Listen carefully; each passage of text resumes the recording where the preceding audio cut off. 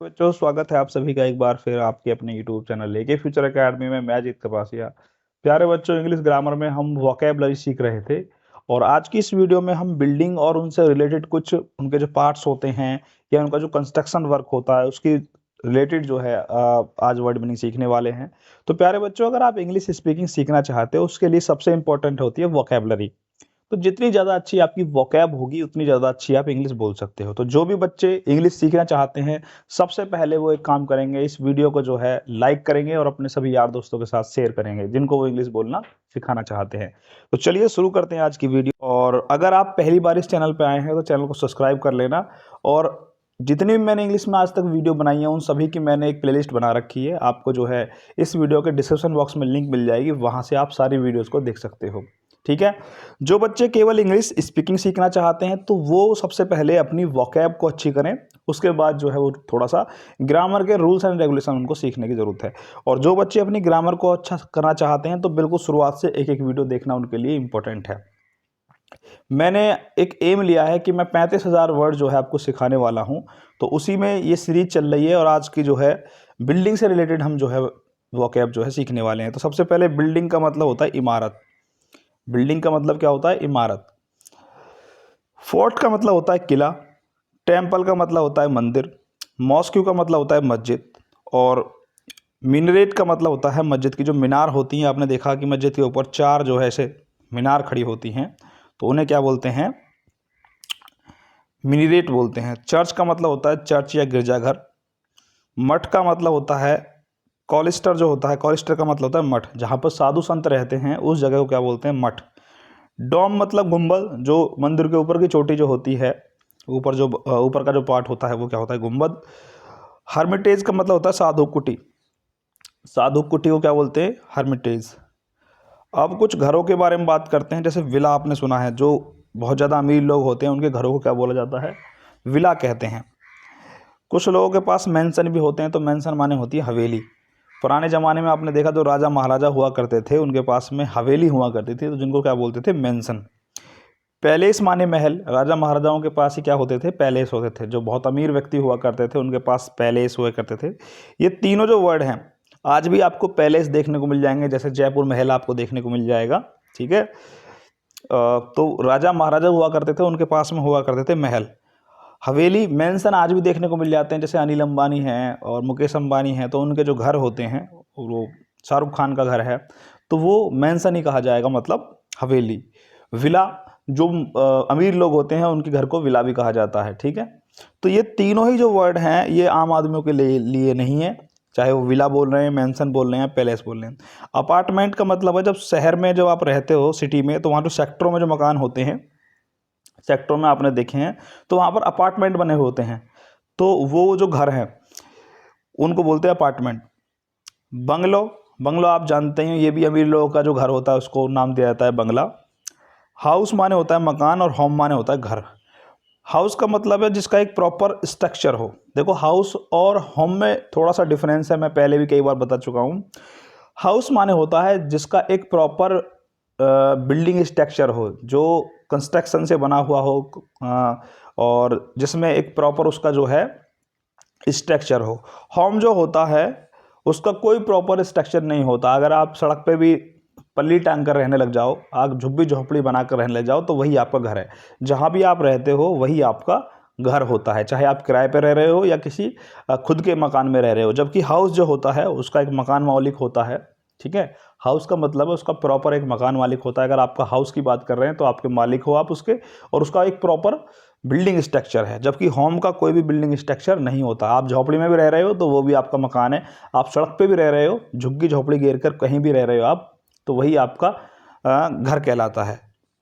Cottage माने होती है झोपड़ी, और हट माने भी क्या होती है? झोपड़ी। डैश मिस होता है मचान। मचान क्या होता है कि जो गांव में जो लोग होते हैं उनके जो खेत होते हैं तो उन पे कभी कभी वो एक टांट घेर लेते हैं। टांट का मतलब क्या है? चार ऐसे जो है बड़े बड़े लट्ठे या डंडे खड़े करते हैं, उनके ऊपर अपनी खाट बांध लेते हैं इस तरह से, और खाट के ऊपर एक बहुत छोटी सी झोपड़ी घेर लेते हैं। ठीक है। पहले क्या हुआ करता था, जो जंगली जानवर हुआ करते थे तो उनसे रक्षा के लिए, भाई अगर नीचे वो सोते अपने खेत को भी उनको रखाना है, और नीचे अगर सोते तो मान लो कोई जंगली जानवर उनके ऊपर हमला कर सकता था, तो वो क्या करते थे, 4 बड़े बड़े डंडे लेते थे, उनके ऊपर अपनी एक खाट बांधते थे और उसके ऊपर एक झोपड़ी घेर लेते थे, ठीक है, और वहाँ से खेत की जो है रखवाली किया करते थे। तो उसको बोलते थे डेस या मचान, जिसको टांड भी बोलते हैं, खेत पे हमने टांड के रखा है, ठीक है। जिम्निज्म आप जानते हो, जिम्निज्म माने होता है जिमशाला, जहाँ पर आप बॉडी बनाने के लिए जाते हो। हॉस्पिटल मतलब अस्पताल, जहाँ पर आप जो है इलाज करवाने के लिए जाते हो। होटल आप जानते ही हो कि रुकने के लिए आप किसी शहर में जा रहे हो तो वहाँ पर सबसे पहले जो आवास स्थान होता है जिसे आप रेंट पे लेते हो रुकने के लिए, तो वो होता है होटल। लॉज भी ऐसा ही होटल के जैसा ही होता है, वहाँ पर भी आप रुक सकते हो, ठीक है। और मोटेल का मतलब होता है एक ऐसी जगह जहाँ पर होटल भी है और पार्किंग भी है।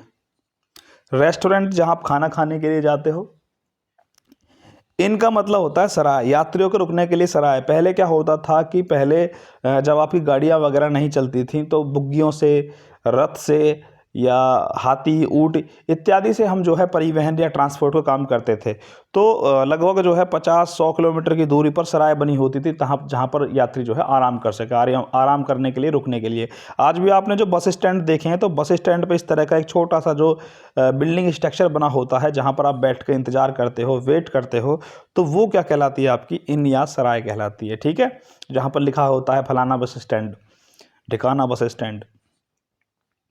रेजिडेंशियल का मतलब होता है आवासीय। रेजिडेंशियल का मतलब आवासीय होता है, और रेजिडेंसी का मतलब जैसे होटल होता है, होटल, मोटल और लॉज और रेजिडेंसी, ये सभी जो हैं किराए पर रुकने के लिए होती हैं। जबकि रेजिडेंशियल का मतलब होता है आवासीय, रहने योग्य, क्या है, जहाँ पर लोग रहते हैं, तो उस एरिया क्या बोलते हैं, रेजिडेंशियल एरिया बोलते हैं। क्या बोलते हैं, रेजिडेंशियल एरिया। कॉलेज आप जानते हो, कॉलेज का मतलब होता है महाविद्यालय। कॉलेज का मतलब है जहाँ +2 से +10+2 से लेकर के BA, MA, B.Ed इस तरह की जो पढ़ाई होती है, ठीक है। कॉलेज किसको बोलते हैं, जहाँ क्लास 10 से आगे की पढ़ाई होती है। आपने देखा स्कूल किसे बोलते हैं, क्लास 1 से लेकर के, यानी प्री से लेकर के, आप कह सकते हो कि नर्सरी से लेकर के क्लास 10 तक के जो स्कूल होते हैं उन्हें, सॉरी, क्लास नर्सरी से लेकर क्लास 10 तक की जहाँ पर पढ़ाई होती है उनको स्कूल बोलते हैं। और क्लास 11 से लेकर के और आगे तक की जो भी आपकी पढ़ाई होती है उसे बोलते हैं कॉलेज, ठीक है। आप कोशिश करोगे जानने की, हालांकि आपने कई सारे स्कूल ऐसे देखे होंगे जहाँ पर 12 तक की जो है एजुकेशन दी जाती है, वरना आप गवर्नमेंट स्कूल देखोगे तो वहाँ आपको देखने को मिलेगा, जैसे आपने देखा होगा कि फलाने रामफल डिग्री कॉलेज, रामफल इंटर कॉलेज, ठीक है, देवी दयाल इंटर कॉलेज। तो आपने देखा वहाँ पर इंटर लगा हुआ है, तो इसका मतलब क्या है, बाद में लगा हुआ कॉलेज। तो आप देख रहे हो कि इंटर कॉलेज 11th क्लास से ऊपर के जो स्कूल होते हैं उनको क्या बोलते हैं, कॉलेज बोलते हैं। और हालांकि अगर इंटर नहीं लगा हुआ है, केवल कॉलेज है, तो उसका मतलब आप जानते हो कि वहाँ पर जो है ग्रेजुएशन, पोस्ट ग्रेजुएशन इत्यादि की जो है पढ़ाई होती है। फिर आपने देखा यूनिवर्सिटी, यूनिवर्सिटी बोलते हैं विश्वविद्यालय। विश्वविद्यालय का मतलब एक ऐसी जगह होती है जहाँ से ये जो कॉलेज है ये जुड़े हुए होते हैं, ठीक है। ये कॉलेज जो है अफिलिएटेड होते हैं यूनिवर्सिटी से, भी कौन सी यूनिवर्सिटी से ये अफिलिएटेड या जुड़े हुए हैं, इनका जो डॉक्यूमेंटल वर्क है या जो मान्यता है वो कहाँ से मिली हुई है। इसके अलावा यूनिवर्सिटी में आप देखते हो कि ना केवल किसी एक कंट्री के, बल्कि यूनिवर्सिटी में बहुत सारे दूसरे देशों के भी बच्चे पढ़ाई कर सकते हैं, ठीक है। यूनिवर्सिटी में क्या होता है कि यूनिवर्सिटी विश्वविद्यालय इसलिए है कि वहाँ केवल एक ही देश के व्यक्ति या बच्चे नहीं पढ़ते, वहाँ पर अन्य देशों के व्यक्ति भी या बच्चे भी पढ़ सकते हैं। वेयर हाउस में होता है गोदाम, ठीक है। एक और वर्ड है गैनरीज, गैनरीज में होता है अनाज के गोदाम। और वेयर हाउस बोला जाए तो केवल गोदाम, जैसे कितनी जो भी कंपनियां होती हैं तो उनके सामान जो प्रोडक्ट बन के तैयार होते हैं तो वो जहाँ पर रखे जाते हैं उसको क्या बोलते हैं, वर्कशॉप, वेयर हाउस बोलते हैं। वर्कशॉप का मतलब होता है कार्यशाला। वर्कशॉप का मतलब जैसे जहाँ पर गाड़ियाँ वगैरह ठीक होती हैं, कोई भी आप काम करते हो तो उसका जहाँ पर वो प्रॉपर एरिया है जहाँ पर आप काम करते हो तो उसे बोलते हैं वर्कशॉप। चाहे आप मोटरसाइकिल ठीक करते हो, गाड़ी या ठीक करते हो, ठीक है, कोई भी रिपेयरिंग वर्क है आपका तो उसे बोलते हैं वर्कशॉप। लेबोरेटरी का मतलब होता है प्रयोगशाला, जहाँ पर क्या है प्रयोग किए जाते हैं। जैसे कि आपने स्कूल में देखा होगा लैब बनी होती है, केमिस्ट्री की, फिजिक्स की, बायोलॉजी की लैब है, तो वो क्या है, प्रयोगशाला है। इसके अलावा आपने मेडिकल लाइन में आपने देखा होगा जहाँ पर ब्लड सैंपल लिए जाते हैं, ब्लड का चेकअप होता है, वो भी लेबोरेटरीज होती हैं, ठीक है, यूरिन का चेकअप होता है, वो सभी क्या होती हैं, लेबोरेटरीज़ कहलाती हैं। लाइब्रेरी पुस्तकालय, जहाँ पर आप पढ़ने के लिए जाते हो लाइब्रेरी, आजकल तो जो है स्कूलों में या कॉलेजों में लाइब्रेरी हुआ करती थी पहले, अब आपने देखा कि शहरों में भी लाइब्रेरी बनी होती है जहाँ पर बच्चे पढ़ाई करने के लिए जाते हैं। रिहैब सेंटर का मतलब है पुनर्वास या सुधार गृह। आपने देखा कि कुछ बच्चे ऐसे होते हैं जो गलत कामों में पड़ जाते हैं, एडिक्ट हो जाते हैं या तो नशा के या किसी चीज़ में, तो फिर उन्हें सुधार के लिए सुधार गृह भेजा जाता है, जिसको हिंदी में पुनर्वास कहते हैं।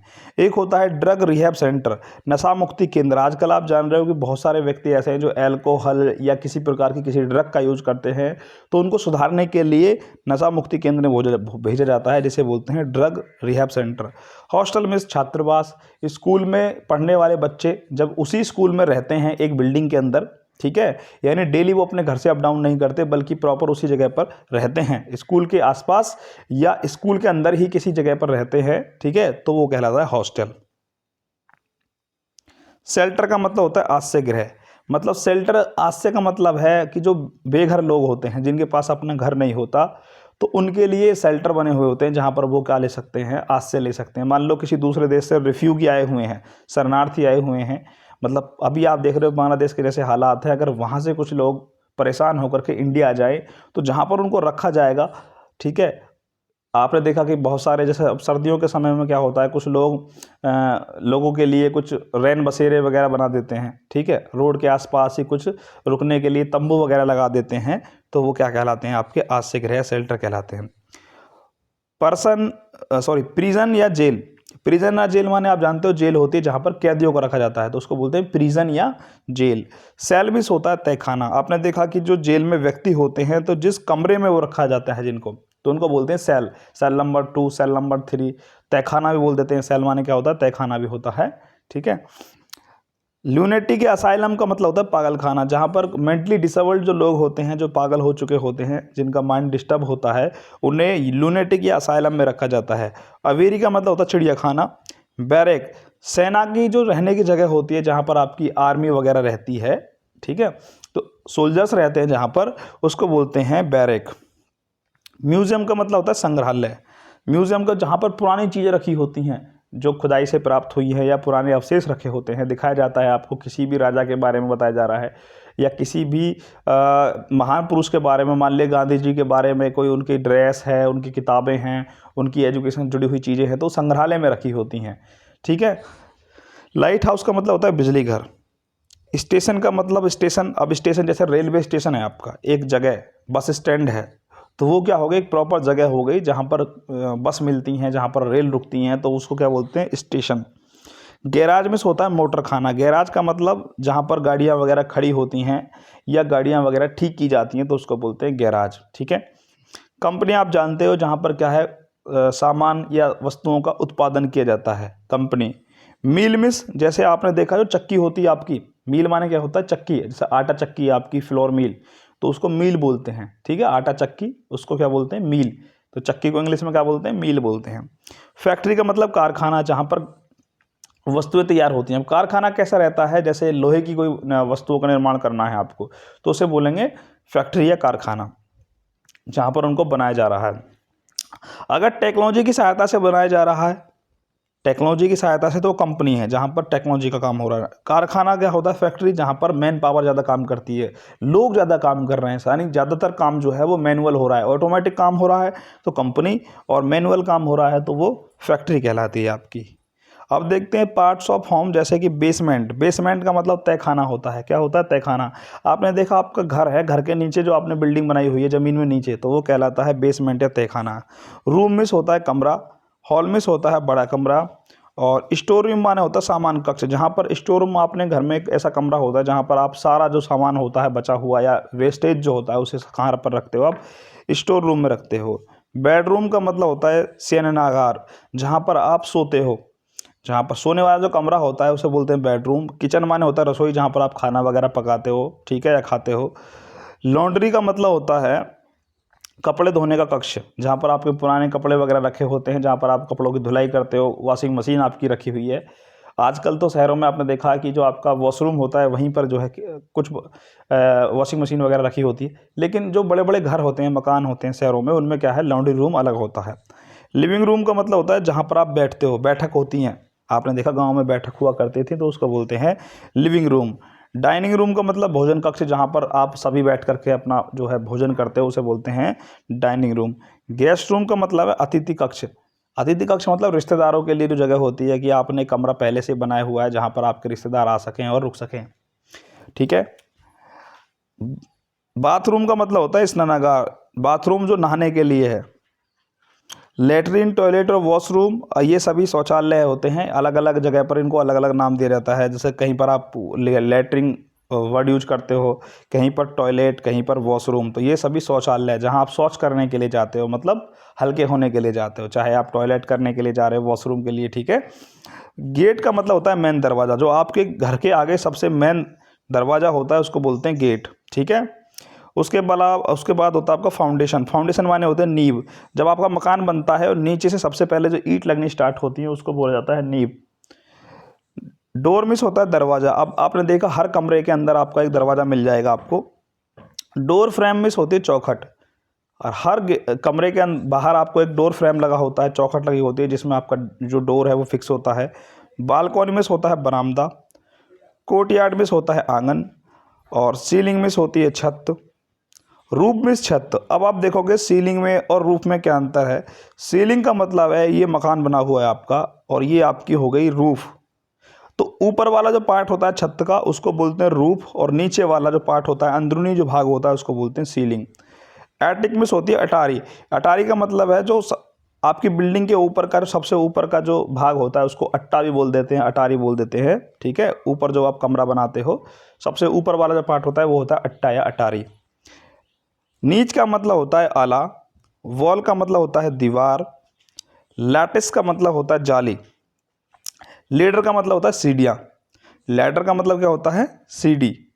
जो आपने देखा सीढ़ी बनी हुई होती है आपके यहाँ मकान में, इस तरह से चढ़ने के लिए, ऊपर जाने के लिए जो सीढ़ी बनी हुई होती है तो उन्हें क्या बोलते हैं, लैडर बोलते हैं। स्टेयर का मतलब होता है सीढ़ियाँ। स्टेप्स का मतलब पौड़ी।